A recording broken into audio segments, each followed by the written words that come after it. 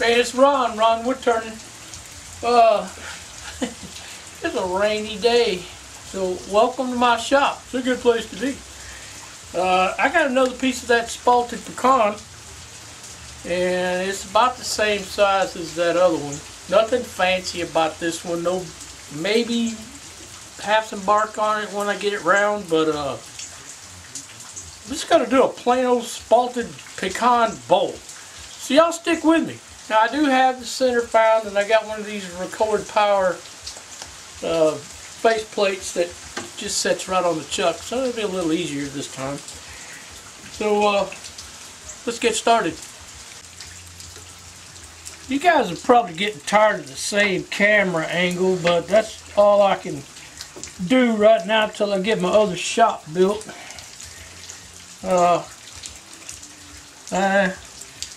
I mean, I can articulate it and all that, but I only really got a few possibilities to get the angles. So basically all I'm going to do is just make this round as best I can and wear my face shield because this is going to be flying bark. But that's really all there is to it. Just going to make it round. Once I get it all set up, that is.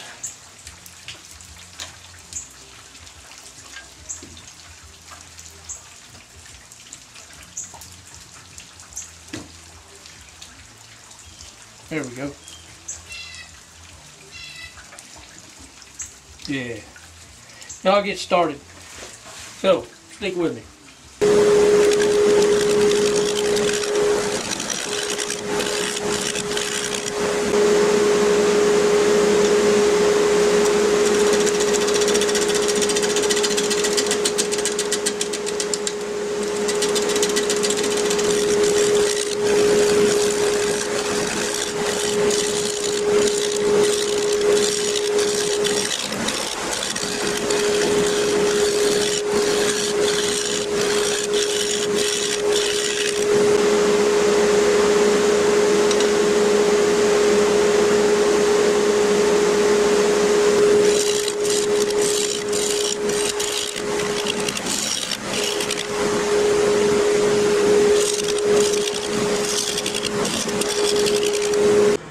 Alright, let's stop and take a look.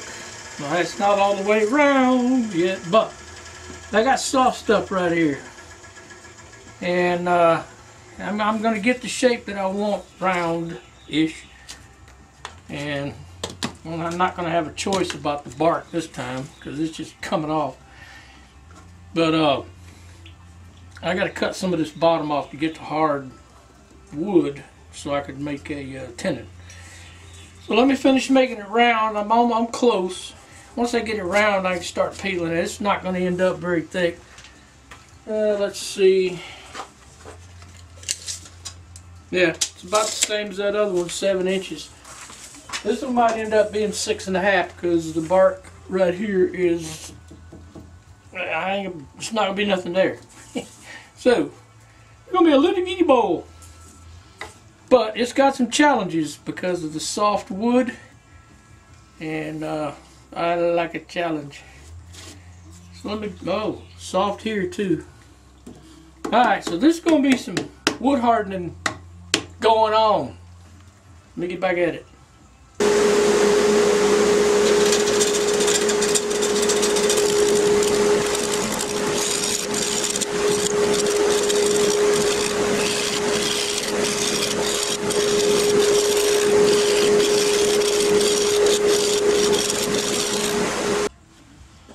Okay, well it's getting there, and I don't know if you noticed in there, but I'll be turning and all of a sudden it'll just stop.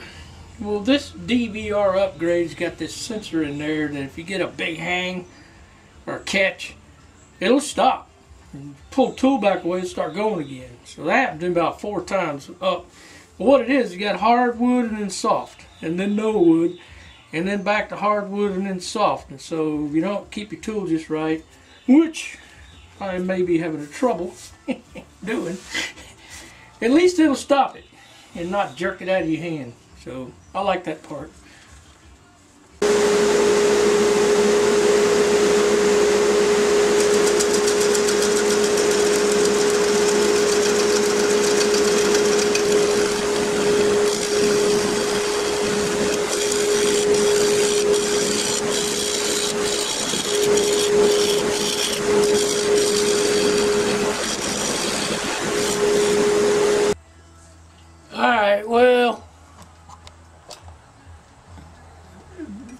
this was on my live center, so I'm gonna cut that off.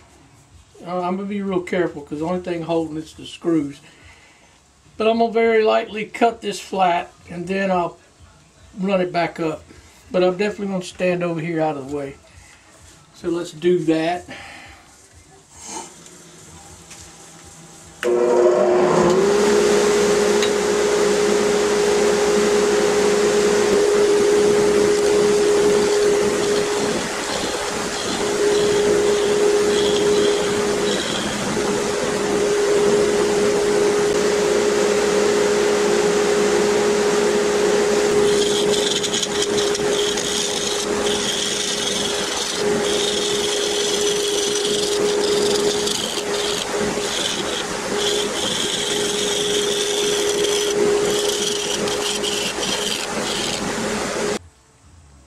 I think I can make something with this.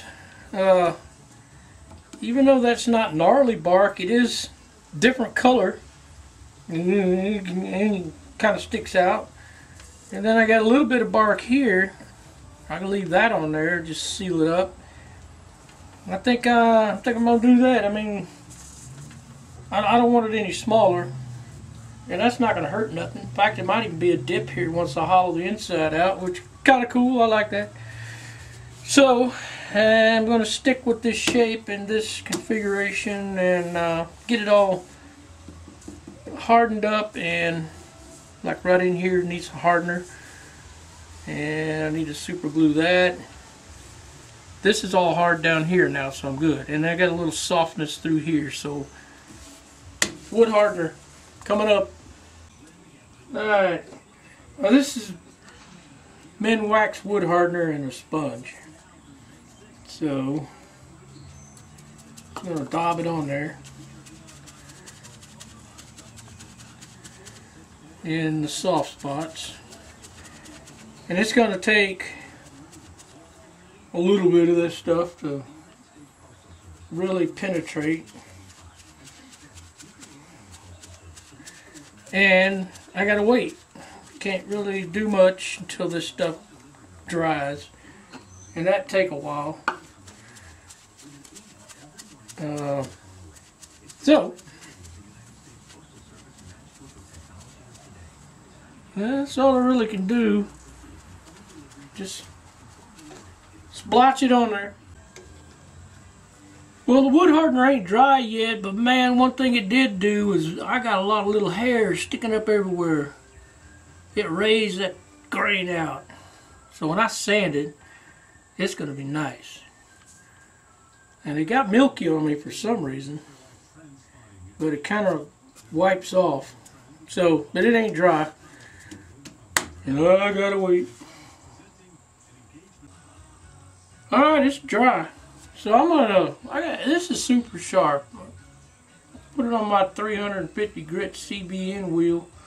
So I'm gonna pull it a couple times to cut them hairs off, and then I'm gonna sand it.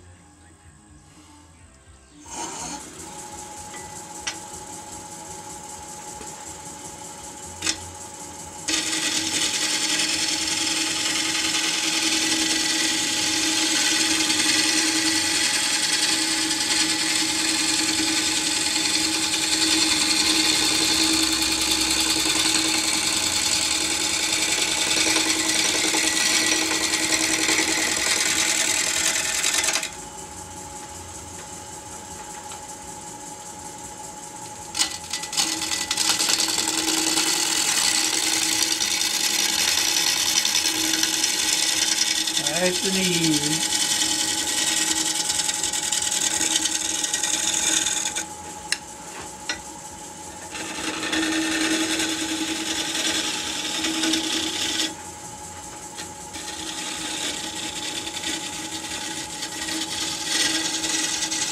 There.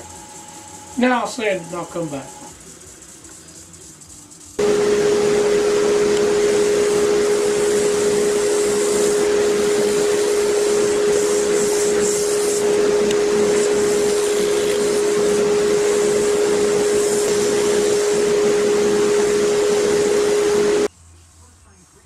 Alright, so that is 400. And watch this pop.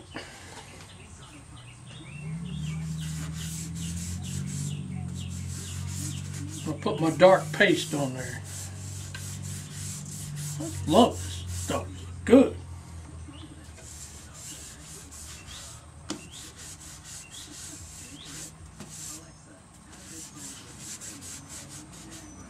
Get it down in there. Highlight some of that.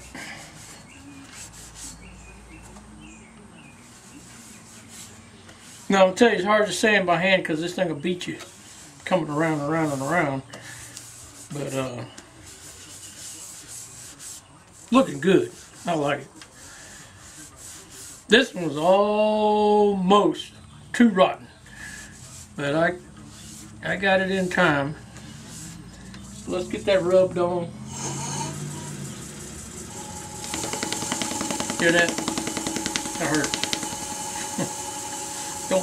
Don't press down hard.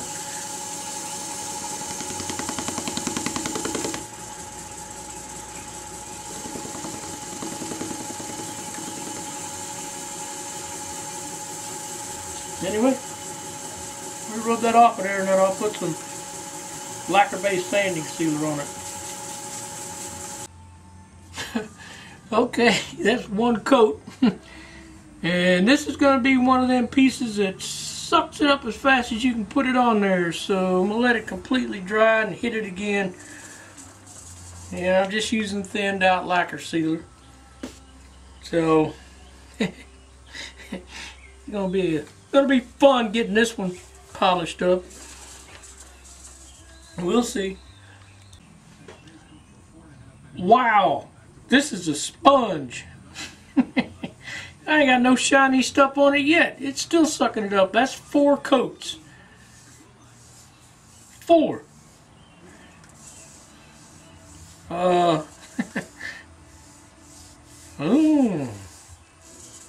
Maybe number 5 will do it. I don't know, but it's still sucking it in there. Like I said, this one was a lot more rotten than that last piece. I had to harden some of the places on it. So man, it's really pulling it in. And I'm going to keep messing with it until I get it right. Okay, so after a bunch of thinned lacquer sanding sealer, I put a light coat of regular spray lacquer. And I'm going to give it a few hours and then hit it with some sandpaper to smooth it out and give it another coat before I turn it around. But it's looking pretty doggone good. I'm out of poly, or I would have used poly, but lacquer runs me out of this little dinky shop for a couple of hours at a time. But I like the way it comes out if you put thin coats on it and then, I don't know, wait a few hours and then buff it a little bit with some like Scotch-Brite or something. So anyway, it's going to be a long process, but just beautiful right now. If it'll hold this shine, then I love it. Alright, well, let's flip it around.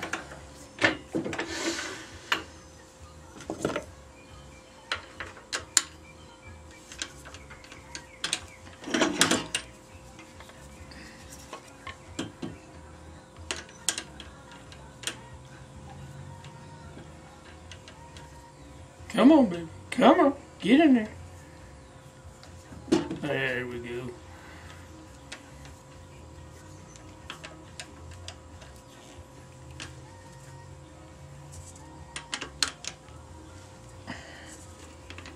Get it tight.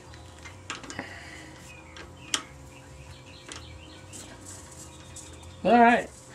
Take that off. I'm going to drill it out and then we'll hollow. Alright, it's flipped around. And I'm going to use my 1/2 inch bowl gouge. And I got a fresh edge on it, so it's going to cut good.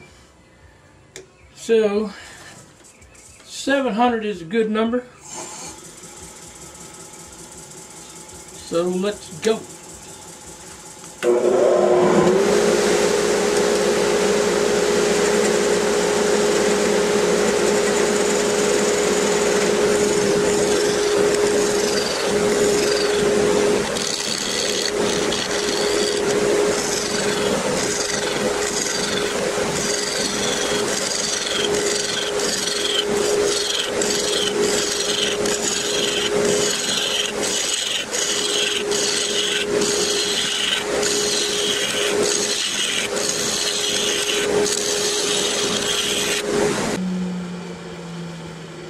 it's cutting pretty good, so I got a decent thickness here, but I'm paper thin here, so I got to be careful not to go any more narrow or I'm going to lose this. So I'm going to stick right to this thickness right here and just keep going in.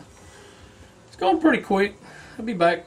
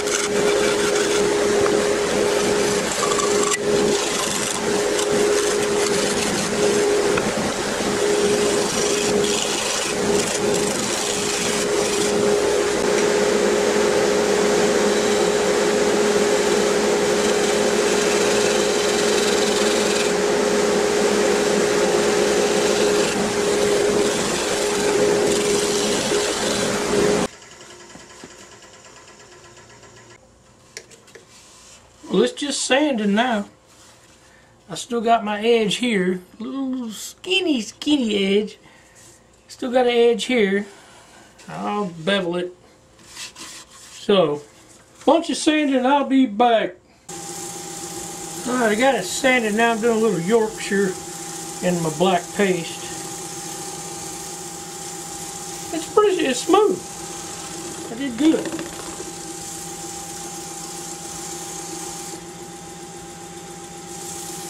About to get it all off, and then I'm going to seal it.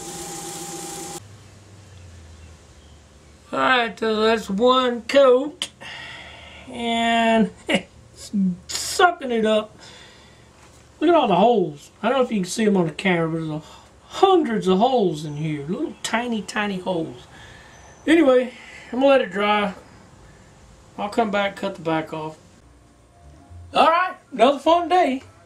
Quick and easy, nothing real like super exotic, but I sure ain't no expert, so super exotic is not really my cup of tea right now.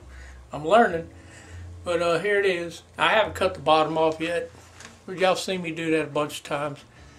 It's again, spalted pecan. It's 7 3/4 by 2 3/4 deep, and it's lightweight because I made the sides even. It's got only about just under a 1/2 inch bottom, so it's gonna be cool. Thank y'all for joining me. I'm done traveling for a way. I don't know. I got 1 week coming up, but then pretty sporadic the rest of the year, so it's gonna be great. And then I get out to the ranch and start working on my shop. So y'all have a great day and come back and see me, Ron's Wood Turning Shop.